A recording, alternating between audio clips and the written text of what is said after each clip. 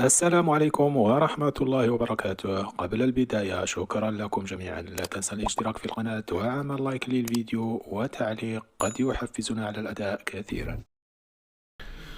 موعد مباريات الدوري الإسباني الدرجة الأولى اليوم الأحد 1 ديسمبر 2024، والقنوات الناقلة والمعلمين: فيلاريال يواجه جيرونا اليوم. القناة الناقلة بإن سبور اتش دي 3 ملعب لا سيراميكا.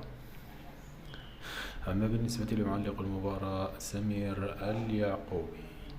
فيما يخص حكم المباراة ميغيل أنخيل أورتيرازياس. بالنسبة للتوقيت 2 بعد الظهر.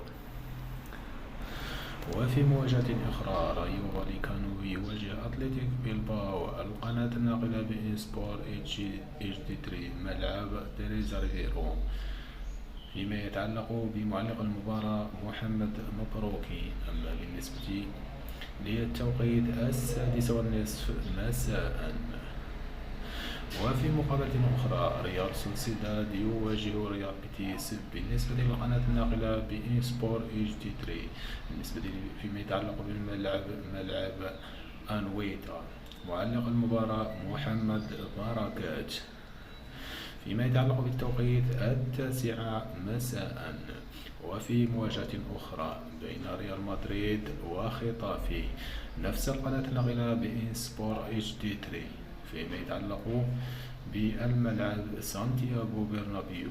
وبالنسبة لمعلق المباراة خليل البلوشي. فيما يتعلق بالتوقيت 4:15 زوالا بعد العصر.